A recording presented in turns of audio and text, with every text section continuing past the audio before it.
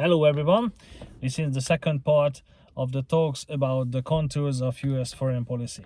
In this part, I will talk more broadly about the two-faced policies of the United States when they have a real reason about a policy, but they also claim a good reason for the policy. The origins of this and why it helps them to achieve their goals. In the second part of this talk, I will talk about the parallel tradition of messianism, which is isolation, and what it means for today, whether Trump may withdraw from NATO and whether Trump may withdraw from the United States European allies. The third part will discuss a weak spot of US foreign policy. It might surprise many people, but it's interesting. However, it's in the core of their society as well. And finally, I'm gonna talk about shortly the future, what the future might bring to the United States. And it is a shocking fact and trend. I don't know if that will eventuate, but it is the most likely. So let's jump into it. First, last time I mentioned when the Monroe Doctrine claimed a good reason, namely keeping colonialism out of the American continent. It was the good reason. The real reason was the United States wanted influence over the whole American continent. And this two-faced attitude of US foreign policy making has always been there. Now, where does it come from? The United States is a semi-detached country from the rest of the world. On two sides, two oceans shield the country. And this is similar to how Britain is located to Europe. Britain is also separated from continental Europe by the English Channel, which the French call just the Channel, La Manche. And this always gave them a bit of a time to develop their reaction for any European political development. And the Britain came out with the idea that they always had to evaluate any developing circumstances and intervene in Europe in a way that it's gonna keep the power balance on the continent. This is why Winston Churchill was right when he said that Great Britain never had a permanent ally, but only permanent interests. Now, this also gave a good ground for a joke, which refers to this situation, that why was the British intelligence the best in the world? Because they could never leak what their political intentions were. The Russians were so silly that they talked about it. The Germans were so slow that by the end of the policy agenda, everyone realized what they were doing. However, when it came to understanding British policy, the British intelligence could never leak anything because they themselves didn't know what the policy wanted in a certain situation. So, yes, they were the best. Now, this tradition went across the Atlantic, and the United States of America inherited this tradition, and they could use it quite well. And whenever they intervened in world affairs, they always had a good reason.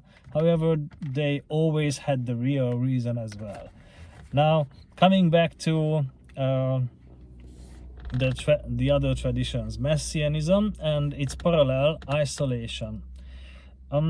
Isolationism is originally coming from George Washington's warning never to interfere with European matters. However, this referred to one particular situation only, which meant the United States should never deploy military in the European continent. Washington had a close experience with continental forces. The French and even the Polish army were helping the US army to achieve independence between 1776 and 1783. And he never wanted to give back the favor. He just wanted to isolate the US military from European continental matters. However, the United States could never fully isolate themselves from European matters, because when they were pushing the frontier line towards the west, they always fought European colonial troops as well, Spanish and French. And isolationism became a bad word about United States policy in the early 1920s, when the League of Nations was established. However, the United States did not join. It was their idea. No, it wasn't their idea. Even though in the 20th century it was President Woodrow Wilson who raised the idea, but the idea, the League of Nations, was originally written by Immanuel Kant, a German philosopher in the 18th century. I'm not sure whether Wilson knew about Kant. He just repeated his idea. But yeah, coming back to this. After the 1920s, isolationism was an accusation of European politicians over the United States policies, because the United States didn't leave their troops in Europe to maintain peace. However, the United States never really behaved in isolation from European issues. And to argue for this, I mentioned the 1924 Dawes Plan. It was a financial plan to assist Germany. Why was that important? After the First World War and the peace treaties, Germany had to pay severe reparation punishment to France. However, they were not able to pay it. Because Germany didn't pay France, the French governmental budget was in serious decline, and it even threatened their ability to pay the Americans. They took loans from the Americans during the First World War, and they had to pay it back. So, to avoid full bankruptcy, the United States did intervene in Europe economically. And this helped the German economy stabilize, which helped the French economy stabilize, and this eventually saved the US economy from collapse earlier in the 1920s. Later on in 1929 it happened anyway, but that's a different matter. So I would argue, even though isolation is a policy agenda, but it is only an accusation of the United States. After the Second World War, the United States did indeed leave troops in Europe to sustain peace, at least on the western half of the continent. And this is why I argue that the United States never followed the idea of isolationism. No, it has never been there. And this is why Trump will not withdraw from NATO either. He is playing the wild card, this withdrawal card, but what he is doing is actually just helping. How shall I define this group? I don't want to say it openly here. Yeah, I should say the military-industrial complex. Because the NATO 2%, I believe, just guarantees a revenue stream for American weapon manufacturers.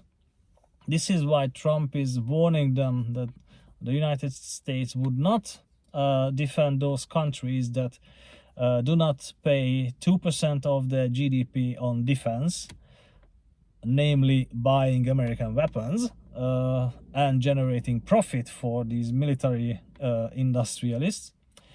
And it's not America's interest to withdraw from Europe or NATO at all. That would cost them economically severely. At the moment, Europe is paying mostly the cost of the war in Ukraine and in terms of trade relations with Russia. And if the United States withdrew from the continent, that would mean the United States would lose a strong ally, the group of European nations, and Europe would fall victim to the Eurasian continental giants, China and Russia. So it's not gonna happen. However, what is important is how the United States can pursue its foreign policy interest. It always needs the public support, and this is the weak point, because in democracy, without public support for any political agenda, it cannot happen. And political leaders always have to find ways to convince the public so that it would support any intervention. Now this is important for two reasons. One is what I mentioned already, the two-faced policies, the good reason and the real reason of a policy. For example, real reason for entering the wars in 1918 was that American trade interests were harmed by German U-boats. In the Second World War, the similar was threatening, and even the Nazi Germany might have won without American presence and assistance to the Soviet Union as well. No, they always had their interests, but the good reason was to defend democracy in Europe in both cases. So this is a weak spot, but this is only the one of the reasons why it is a weak spot. The other reason and consequence is even more interesting, but I will talk about that in a separate video. Now, what I want to say here is the entry of the United States into world affairs brought about a new scientific scholarship. This is international relations theories. Before the First World War, international relations theories as a separate academic scholarship never existed. And there was a philosophical agenda, a philosophical scholarship, ontology, and those philosophers who paid attention to social issues, they did indeed describe international relations as well, and all the political dynamics of international relations. And the sad story behind international relations theories is that American policy makers needed theoretical background for their decisions without proper historical knowledge. And American scientists developed ways how to reform the international relations system, namely to give force to international law and promote international trade. But it wasn't really a new academic agenda. It was very weak in terms of its historical roots. And after the Second World War, another school, realism, appeared and shocked the world. However, it wasn't really new. No, philosophers and historians already described international relations. This is why I don't believe international relations theories can be accepted as a separate academic agenda. However, it is widely taught in universities. But this is just a side story behind the big story, American international politics. Now, we talked about why the two-faced reasoning appeared, how isolationism never existed, how IR was given birth, the weak spot, appealing to public opinion. Now I need to talk about shortly about the future, what it might bring to the United States. Remaining on a high level, it is crucial what I mentioned in the first video, that China could have colonized the United States already in the 15th century. They did not. And it seems in the beginning of the 21st century, China's economy is growing, its political influence is growing, and the United States is quite desperate to sustain its own influence. Now, because the United States have to convince its public to weaken China, the simplest way would be to defeat China in a war. But the public would not support such an agenda. They need to trigger conflicts, and they need to be able to accuse China of triggering war. I don't think it can happen.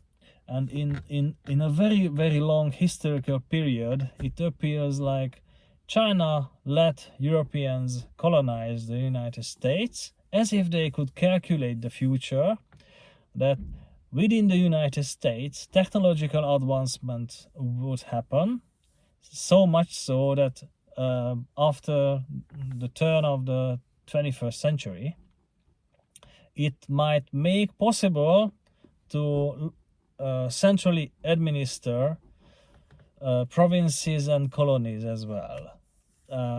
In the 15th century, China could not control the United States as its own territory. But with technological advancement in the 21st century, it might be possible.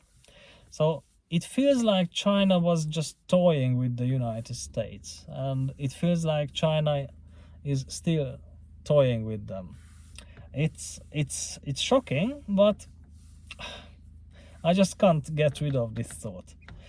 Nevertheless, I hope you understand a bit more about how the United States develops its own foreign policy, why the real agendas are always argued that they are a good agenda, and why it has a weak spot, and what the future might bring. I don't think the United States have long prospects in advance. No, maybe 1 century, but eventually China's administrative influence will triumph, not just in the United States. I will continue this series, but next time I will talk about a peculiarity of United States military, especially George Patton, one of my favorite generals. And I will always bring one exotic topic into a discussion on this YouTube channel. George Patton's life was as such. So see you in the next one.